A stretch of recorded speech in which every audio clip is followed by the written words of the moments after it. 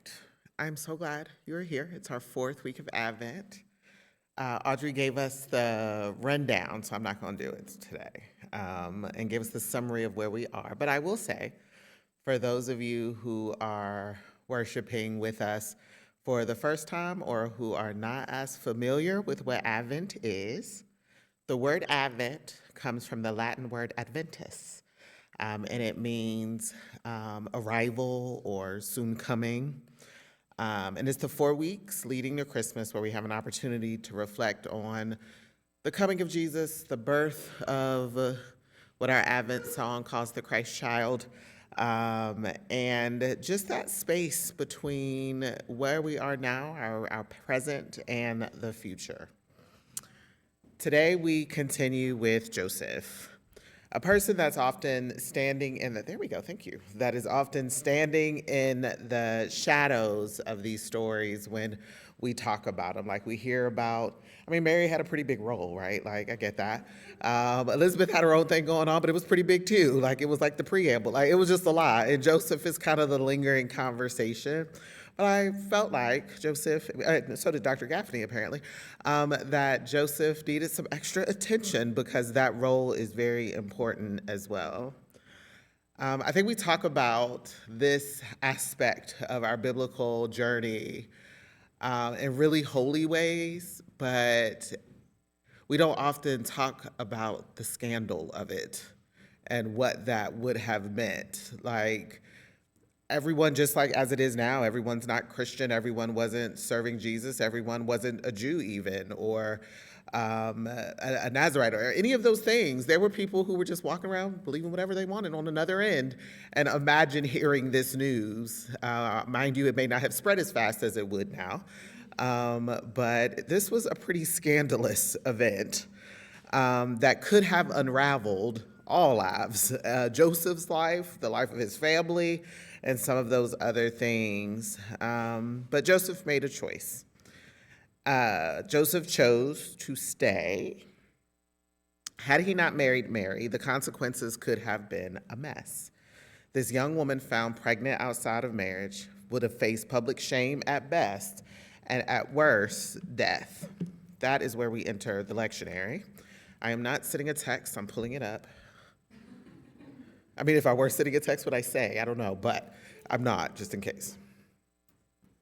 So Dr. Gaffney talks about the gospel treads lightly around the consequences should the betrothed but not married blessed virgin be found to be pregnant, particularly when her intended denies paternity, tantamount to an accusation of adultery. In spite of the stoning provision in the Torah, which is really crazy to say out loud right now, but so I'll say it again, of course. In spite of the stoning provision in the Torah, there are no stories of women or men actually being stoned for adultery, in spite of its fairly regular occurrence in the scripture, not until Jesus breaks up an attempted stoning later on. We cannot say with certainty that she would have been stoned, but it was a great possibility. Her shame would have made it unlikely for her to marry and therefore be socially and economically vulnerable, relegated to the margins of society, as so many single parents and people who birth and tend to children often end up. Mary's reality would have also been gossip, whispers, isolation, and rejection from her community. And Jesus, our Emmanuel, would have entered the world in circumstances even more precarious, more fraught with danger than a stable in Bethlehem. But Joseph stayed. His decision wasn't insignificant. It was an act of justice, an act of faith. By choosing Mary and the child she carried, Joseph modeled what it means to trust in God's plan, even when you are not quite sure what it is and why it's happening to you. Joseph's story also invites us to reflect on the moments between hearing God's call and taking action. That space is often a mess, filled with doubt, questions, fears, concerns. It was a space where Joseph thought he had made a decision that I believe, if we're real with ourselves, many of us would have made. You said you're pregnant by whom? Okay. Yeah, all right, I'm done. Joseph decided at first, like, you know what? I think I'm going to ghost her. I'm not going to do it publicly. I'm not going to shame her. I'm just going to leave her quietly. I'm not going to respond to her. What do you call those things? The scroll. What do you call the scroll? I'm not going to respond to her scroll, courier message. I am not going to read her little tablet message or little tablet email. I'm just going to bow out gracefully and leave her to herself. What I love about this is that in his hesitation, in his humanity, in his considering of I'm going to end this marriage contract, I'm going to give back these cows, and I'm out of here. Joseph wasn't shamed. God did not penalize him. God did not discipline him. God did not tell him, oh, you're not doing what you're supposed to do, or you are stupid, or you're making a bad choice, or whatever the case may be. He wasn't heckled for being human. Instead, God met him where he was and provided what he needed to stay the course.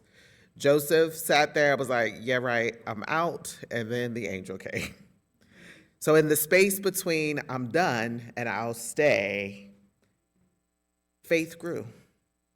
So much of our lives are lived in that space between uncertainty and action, between hearing God's voice and fulfilling what God is telling us to do. It's not a tension that's easy to live in, because sometimes what these Bible stories suggest is that everybody just went along. Like, here comes God, here's some locusts, or, here are some frogs and blood, or whatever the thing is going to be. Oh, there's a lion den, just jump in, it'll be fine. But there is space where folks were probably like, yeah, not quite feeling this. God, get somebody else to do it. Just think how many times people volunteered their neighbor. God, I'm not available for that fiery furnace, but I am sure Tom would do that on your behalf. I'm sure Tom loves you and would take care of that. What we are asked to do, what Joseph was asked to do, what Daniel was asked to do, what a list of people are asked to do is not to not be in fear, not to not be in doubt, not to be uncertain, not to be, look at that double negative, uncertain, but to have courage and to take courage into the next step, trusting that God is already at work in the space between. Another thing I love about Joseph's story is how little he speaks and how much he does. This makes me think of how often it's the loud ones that are noticed, what people call, there's a lot of verts these days, but the people that we tend to call extroverts, right? People who are socially and more prepared to be in spaces and do big things, say big things, act in big ways. So often that's who gets our attention. So often we think that's who's making things go on or pushing things along. But it's not always the case.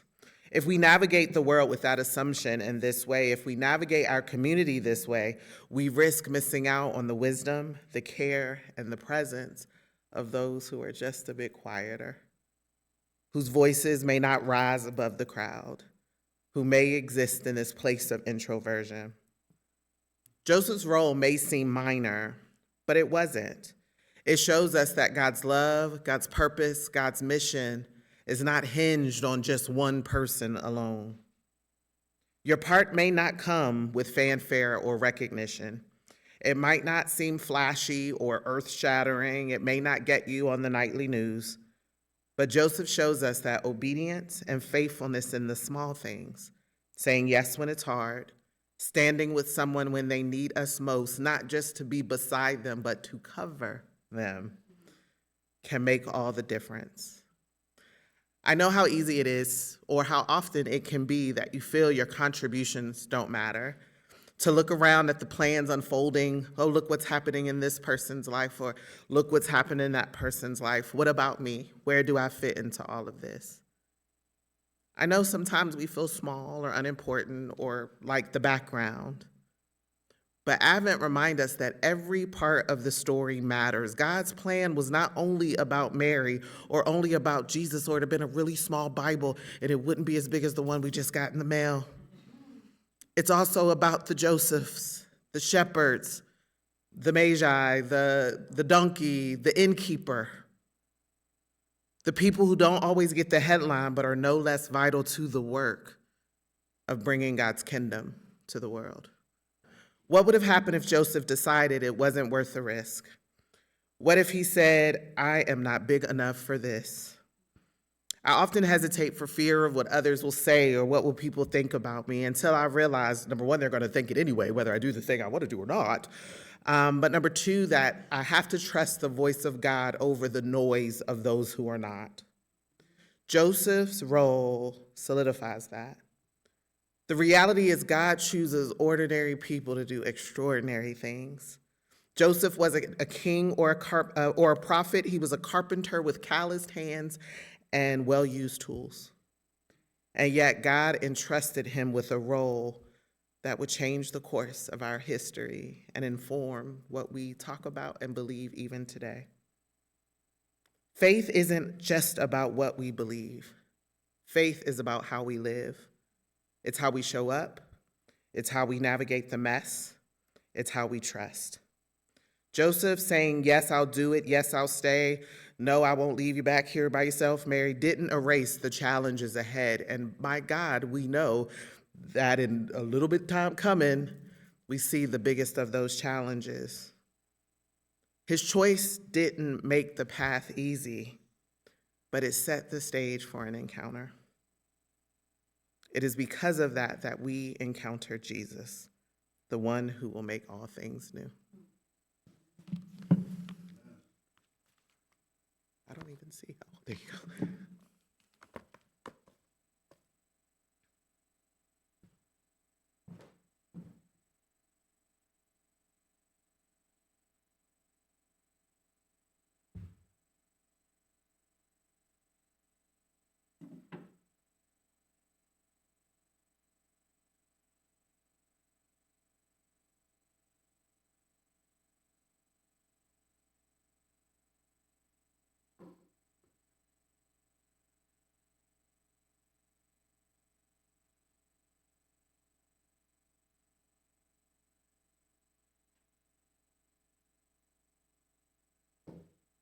It seems clear that the time of my death is near. I've had some amazing experiences.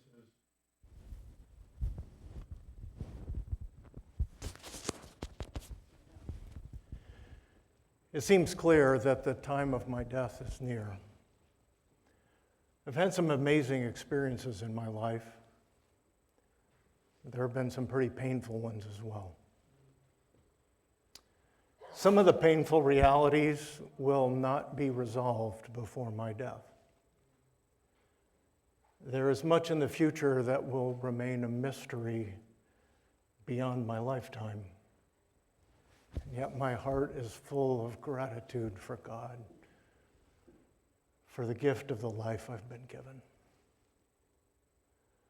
My parents taught me the stories of God's deliverance, but once again we're in bondage under the dominance of the invading Romans and the violence of the perverse rule of King Herod.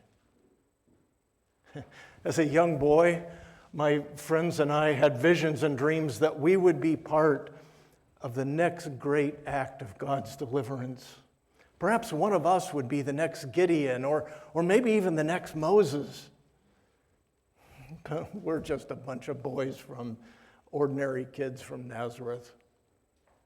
What are we going to do? Besides, I don't have time to start a revolution.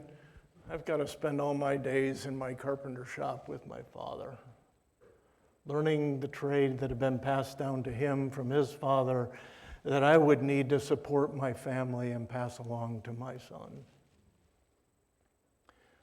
My parents arranged a wonderful marriage for me. I was getting a little impatient with them. I mean, most of my friends had long ago been betrothed, married, and started their own families. I even made a few suggestions to them. Young women that I thought possessed beauty, social standing, economic stability.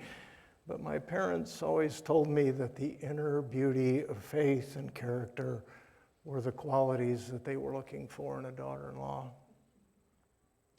When they first introduced me to Mary, I understood what they meant.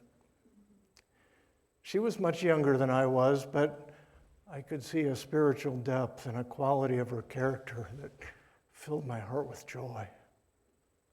During those early months of betrothal, I was on top of the world. Compassion and grace radiated from her being. And the anticipation of life together and planning for our home were some of the best days of my life.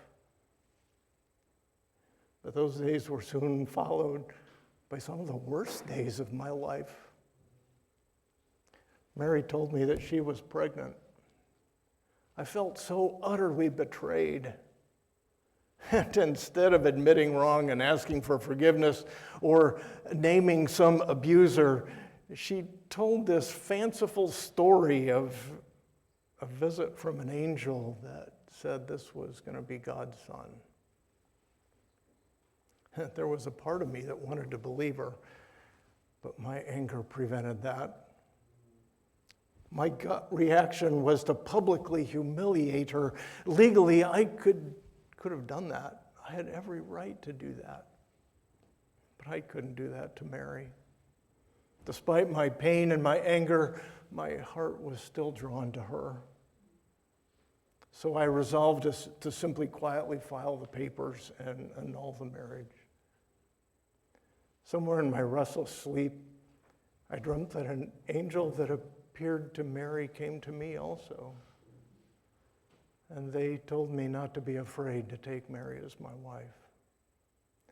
They confirmed that the child was a gift from God, conceived by the Holy Spirit, and a fulfillment of the Scriptures. When I awoke, I was filled with wonder and joy at this astounding mystery. Not only could my relationship with Mary continue as we had dreamed and planned, not only could my relationship with Mary include this child, but just as I dreamed when I was a boy, I would have a part in the next great act of God's deliverance, not as the primary actor, but as a parent. That joy was pretty short-lived, though. When I shared my dream and my intentions to go ahead with the marriage with my family and friends, they reacted the same way as I had reacted to Mary. An angel's message in a dream was a little too far-fetched for them to believe, and they assumed that my willingness to proceed with the marriage was an admission that I was the father. Their harsh words of judgment and their cold shoulders made me question my own experience with the angel. Perhaps it wasn't an angel appearing in a dream. Perhaps it was a combination of fitful sleep, wishful thinking, and a little too much baklava for supper the night before. My anger toward my uncompassionate and graceless family and friends became humble sorrow and anguished shame when I recognized that their actions toward me were no different than my actions had been toward Mary. I went to Mary and asked her to forgive me for my ungrace and asked if she'd be willing to go ahead with the marriage. We held on to the belief in the mystery that the angels had told us, but I still struggled with doubts every now and then. Mary's friendship with her cousin Elizabeth was a great support for us in those early months. The support that Elizabeth and Zechariah provided helped diminish the anxieties and fears and doubts as the time for the birth arrived. And then came another blow. The Roman governor required us to travel to Bethlehem for a census. The journey to Bethlehem was difficult. And when we got there, the city was overwhelmed with other travelers. We snuck into a stable behind one of the inns. It provided a little shelter for the night. To say that I was scared was an understatement. But then a few shepherds came. They gave us some mutton stew and a woolly fleece to warm the child. And they told us a story that they too had been visited by angels. Their story brought us assurance just when we needed it the most. A few days later, there was a mysterious visitors from foreign dignitaries, and their generous gifts of gold and spices provided resources that we would need for the days ahead, which included more unexpected and difficult twists in the story. Soon after the mysterious foreigners left, I had another angel dream that warned of impending disaster, and the word was to flee. Flee to Egypt, no less, because the life of this child entrusted to us was in grave danger. It was difficult to think about fleeing so far away, but I had come to trust messages from angels. God was with us on the journey to Egypt, but what I was not prepared for was the news of the slaughter of thousands of children that we had narrowly escaped. How could Herod be so consumed by desire for power and control that he could carry out such evil actions? I felt responsible, since it was our child who was the target of that slaughter. How could I face the parents of those children who were killed when I got back? Especially since I still held a child in my arms. My heart grieved for these children, for their parents. God, this child is supposed to be the redeemer of the world, and yet all I see is pain and bloodshed and heartache. When we finally got back to Nazareth, we were able to settle into a bit more normal life, and in time we were blessed with other children, 4 boys and 3 girls. I tried to offer my family the things that my parents gave me, a deep abiding faith and the carpentry trade. Jesus seemed especially gifted at shaping yoke for oxen. He also had a thirst for the scripture and the stories of God's deliverance of the children of Israel, which renewed my hope of seeing the fulfillment of the angel's message at his birth. I'll never forget the time when he was 12 years old. We had gone to Jerusalem to celebrate the Passover, and on the way home we discovered Jesus wasn't there. He wasn't with our traveling party, and we panicked and ran back to the city, and when we found him, I wasn't sure if I should be angry with him for abandoning us or thankfully embrace him that he was okay, or proudly congratulating for putting those self-righteous Pharisees in their place. But the thing that sticks with me the most about that was Jesus asking why we didn't know he would be in his Father's house. When he said things like that, it felt like he was rejecting me. After all I had done and gone through for him, his attachment was not to me, but to a relationship with the divine. And one day when I was feeling sorry for myself on this account, I encountered a young man who overheard Jesus speaking of God as Father. And he said, "If God is like a father, I don't want anything to do with God." I began to realize it was an honor to me to have Jesus lovingly refer to God as Abba, Father. But given what I've experienced and observed with Mary, I'm surprised he doesn't refer to God as Mother.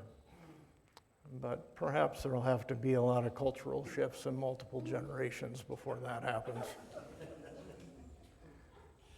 I realize that my prayer for all my children is their primary attachment is to the divine mystery rather than to me. That brings me back to some of my pain as I come to the end of my life. My son Joseph rejects any notion of the divine. I've often wondered if the source isn't jealousy of Jesus. He's heard all the stories about Jesus' birth, and if it wasn't for Jesus, Joseph would have the social honor of being the firstborn. I don't know if I'll live to see the day that he simply embraces life as it is and the mystery of the divine presence in the world. And I also so wanted to see the deliverance and the salvation that the angels promised Jesus would bring. But Jesus keeps telling me it's not his time yet. I suspect that I will be gathered to sleep with my ancestors before that day arrives. The deliverance that Jesus is bringing will remain a mystery to me. I'm not a poet like my beloved Mary, who sang in response to the affirmation of Elizabeth that she would be the mother of the Messiah. My song, my prayer has always been the Psalms. One of my favorites is Psalm 123. It's a prayer for mercy. I have prayed it for many times. Without mercy, I would have left Mary before our marriage. Without mercy, I would not have made the trip to Bethlehem or to Egypt. Without mercy, I could not have faced the parents whose children were slaughtered by Herod. Without mercy, I cannot face the impending reality of my own death before I see for myself the hope that is in Jesus. To you I lift up my eyes, O you who are enthroned in the heavens. As the eyes of the servant look to the hand of the master, as the eyes of the maid to her mistress, so our eyes look to you, the Lord our God, until you have mercy on us.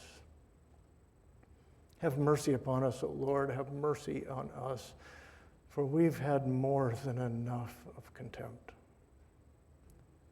Our soul has more than its fill of scorn from those who are at ease, the contempt of the proud. Have mercy on us, O God. We await your deliverance.